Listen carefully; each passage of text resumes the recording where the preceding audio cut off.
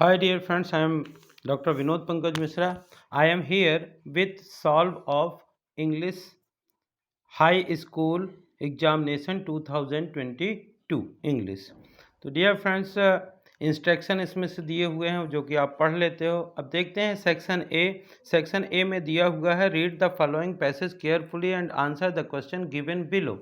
तो इस प्रकार से ये पैसेज दिया हुआ है और पैसेज से रिलेटेड उसी से कुछ क्वेश्चन दिए हुए हैं जिनको एक एक करके हम देखते हैं इनके क्या आंसर होंगे। आप मिला करके देख सकते हैं ताकि आपको कंफर्म हो कि आपने क्या किया था। What does the discipline do for a child लिखा हुआ है तो इसका फर्स्ट का आंसर होगा ये वाला। Forms character and makes him a fit citizen, बहुत अच्छे चरित्र बनाता है और एक अच्छा नागरिक बनाते हैं। What evil does a child pick up when he allowed to do what he likes, तो इसका आंसर होगा catch cold and fall ill, बीमार जुकाम होता है और बीमार पड़ते हैं। थर्ड क्वेश्चन लिखा हुआ था कि what are good habits, good habits क्या होती हैं, तो इसका आंसर होगा avoid things that are injurious. Next question लिखा था गिव ए सुटेबल टाइटल, तो इसका सुटेबल टाइटल होगा importance of discipline, importance of discipline. What does spoiled mean, spoiled का मतलब होता है बर्बाद करना, बेकार करना, तो इसको हम कह सकते हैं डिस्ट्रॉयड। इस प्रकार से ये फर्स्ट था। सेकंड जो क्वेश्चन लिखा हुआ है ये लिखा है read the following passage carefully and answer the question given below, ये गार्बेज से रिलेटेड क्वेश्चन हैं। अब देखते हैं इसके भी कि किस प्रकार से क्वेश्चन है। The main sources of garbage in present conditions are, तो ये इसका हो जाएगा household things, household things. Leaves can be in rich soil fertility, जो पत्तियां होती हैं सॉइल फर्टिलिटी को, उत्पादकता को बढ़ाती हैं। The noun form of the recycle is recycling हो जाएगा इसका। Give the meaning of the word nearest, nearest का मीनिंग जो होगा वो क्लोजेस्ट हो जाएगा। Garbage can be reused by recycling, इस प्रकार से ये था। उसके बाद ये क्वेश्चन है आपको read the passage carefully and answer the following questions. आपको एक इसमें नोट बनाना है, पॉइंट डाल के, हेडिंग डाल करके, इस प्रकार से आप बना सकते हैं।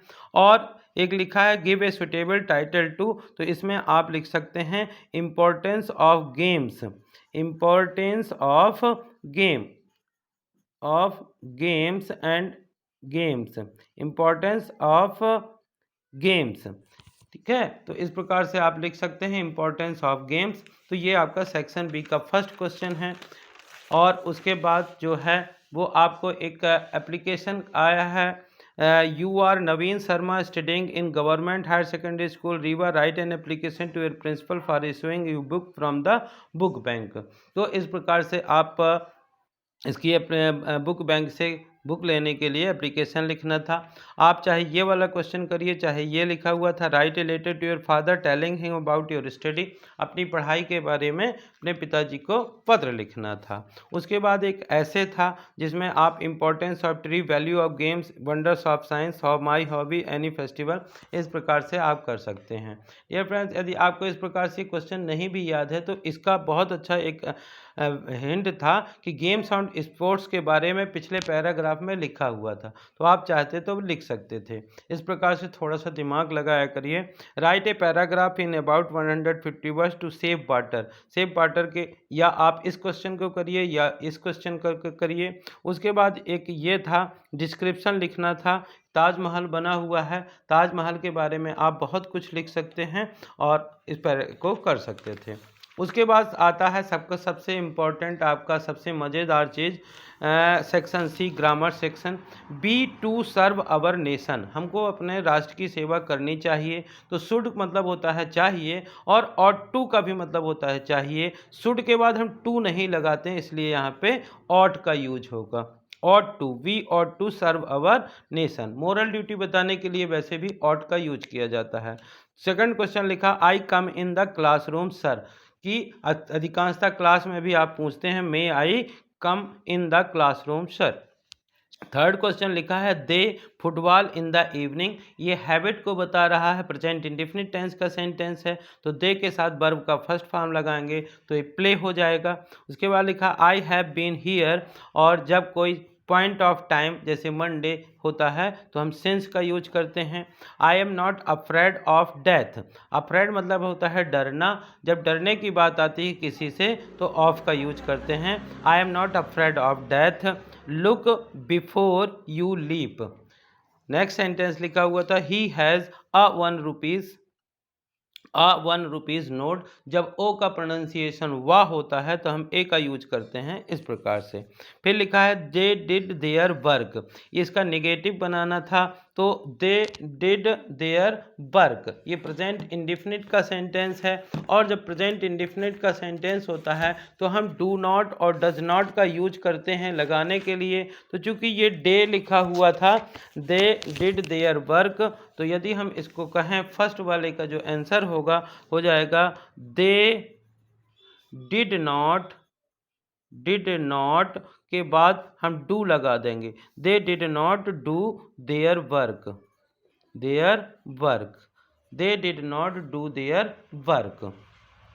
सेकंड क्वेश्चन लिखा हुआ था my mother is cooking food. इसका इंटेरोगेटिव बनाना था तो हम इसमें सिर्फ पहले हम इज को पहले कर देते हैं और पूरा वैसे ही बना देते हैं is my mother cooking food. इसका हो जाएगा is my mother cooking food और साइन ऑफ इंट्रोगेशन प्रश्नवाचक चिन्ह जरूर लगाइए, नहीं तो is my mother cooking food. फिर उसके बाद लिखा है swimming is a good exercise. इसको इट से शुरू करना था। इट इज़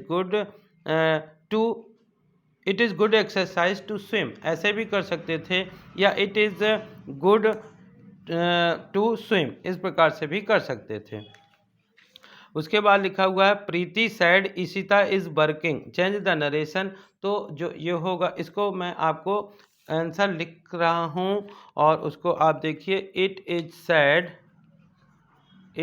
सैड ऐसा कहा जाता है। It is said swimming is a good exercise. Swimming is good exercise ये कर सकते हैं। उसके बाद लिखा हुआ था Preeti said Ishita is working, तो हो जाएगा Preeti said that Ishita was working. Ishita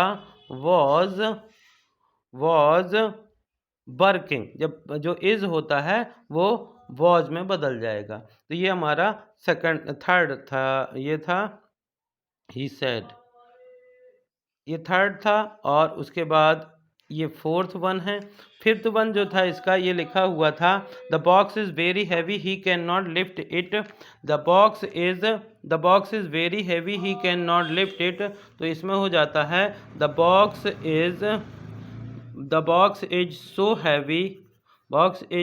heavy that लगा करके दूसरा सेंटेंस लिख देते हैं that he can not lift it.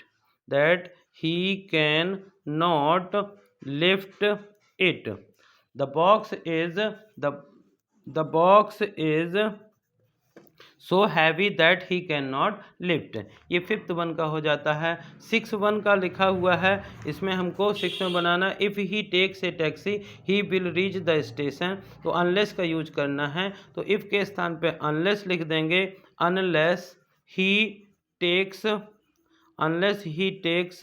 a taxi he will not reach the station। he will not reach the station ये हो जाएगा इसका। और लास्ट में लिखा हुआ है she was drawing a picture. She was drawing a picture, तो इसके पैसे 22 हो जाएगी। A picture was being drawn। a picture was being drawn by her। इस प्रकार से ये हो जाएगा। उसके बाद लिखा हुआ है आपके कुछ फिर से ऑब्जेक्टिव टाइप के थे सेक्शन सी में।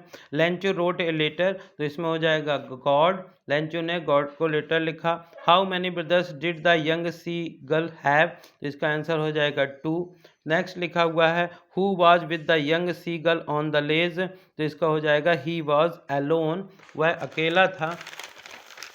उसके बाद नेक्स्ट क्वेश्चन लिखा हुआ है the woman in the control centre looked at the narrator, तो इसको हो जाएगा स्ट्रेंजली, मतलब अजीब तरीके से।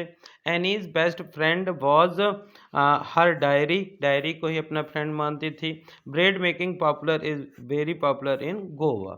उसके बाद फिर एक क्वेश्चन हुआ लिखा हुआ था read the extract carefully and answer the question given below. Full name of bounce was, bounce का फुल नेम करना था, तो जो होगा इसमें हो जाएगा आपका बिली बाउंस। Number of rooms in which banda study are, तो आपको इसमें हो जाएगा 13। Who went to home alone, इसका हो जाएगा बांडा। ये इस प्रकार से।